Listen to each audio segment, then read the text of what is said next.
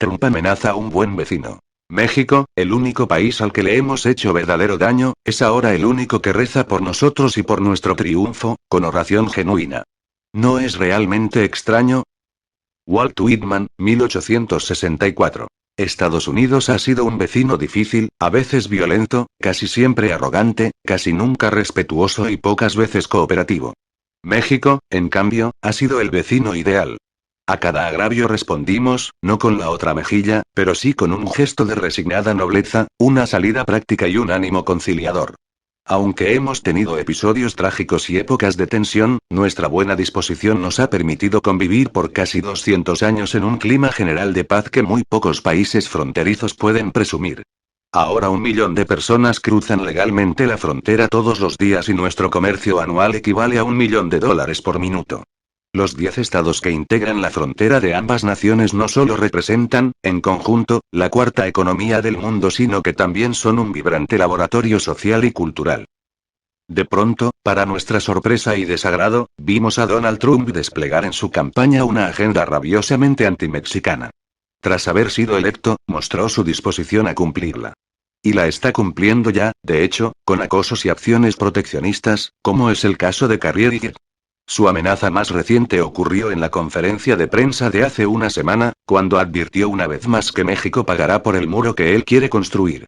Por eso, para México, tal vez ha llegado la hora de cambiar la posición conciliatoria que utilizó para amortiguar el daño de sus agravios históricos.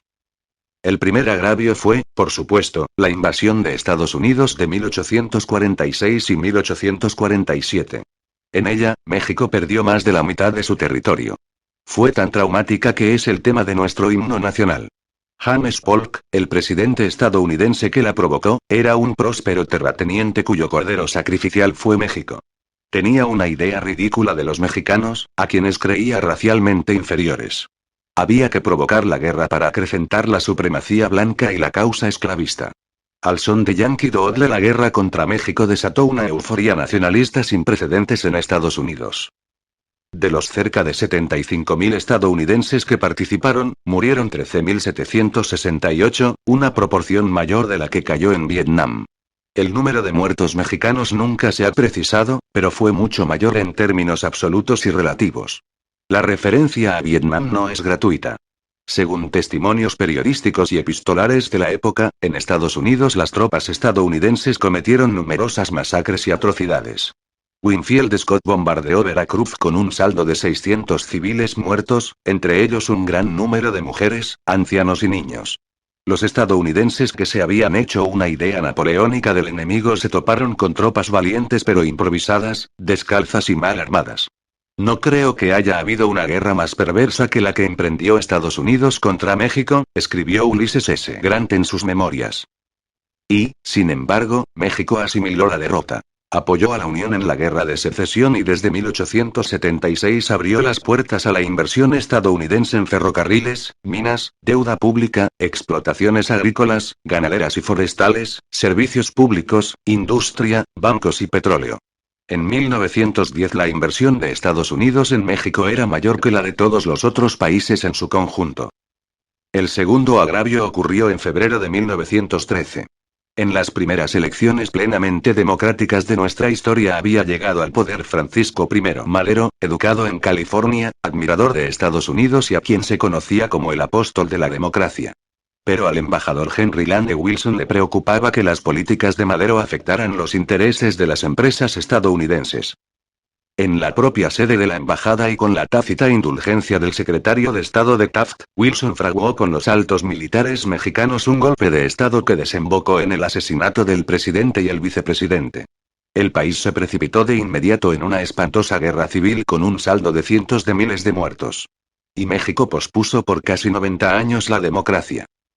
Y, sin embargo, en 1917 cuando en el telegrama Zimmermann, Alemania le propuso a México una alianza contra Estados Unidos con la promesa de devolverle los territorios perdidos en 1847, el presidente Venustiano Carranza se negó. El tercer agravio fue una prolongada hostilidad.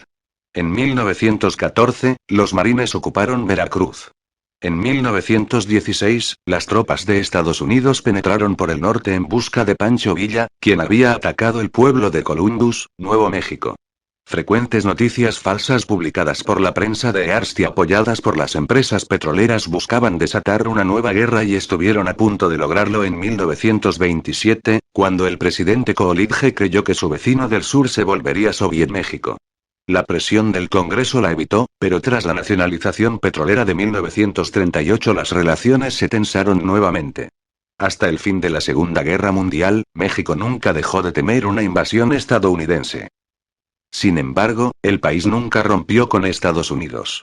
Por el contrario, honró sus deudas y compromisos, acogió e inspiró a sus escritores y artistas, promovió la inversión estadounidense, cooperó con Roosevelt en su Good Neighbor Policy, le declaró la guerra al Eje en 1942 y mandó un escuadrón aéreo a la Guerra del Pacífico.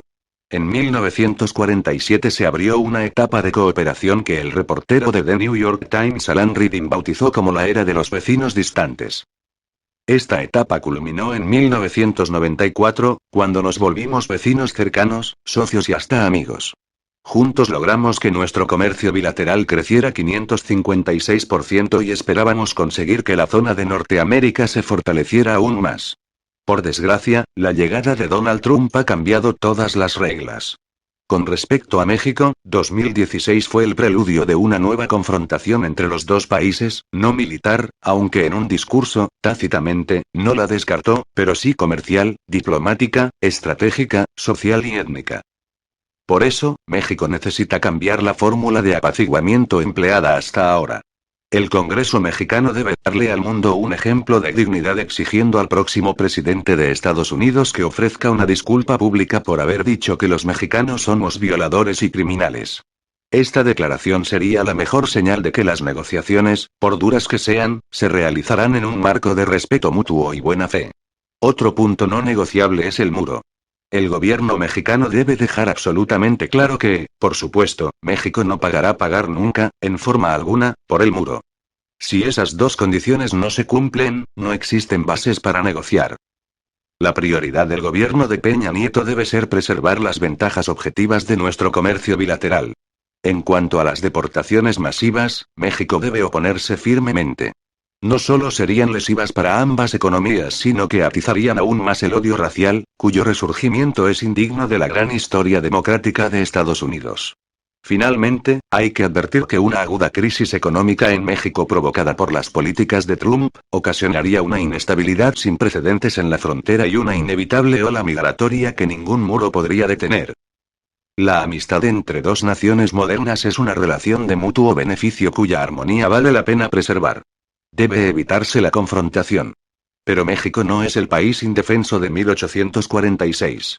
En caso de conflicto, cuenta con recursos legales para responder en el ámbito comercial, migratorio, diplomático, de seguridad, etc. Y no está solo, porque encontrará el respaldo de actores claves en la política, la economía y la opinión pública de Estados Unidos y el mundo. De su éxito depende el bienestar de decenas de millones de personas. Y esta es una batalla de un alto significado ético que vale la pena librar.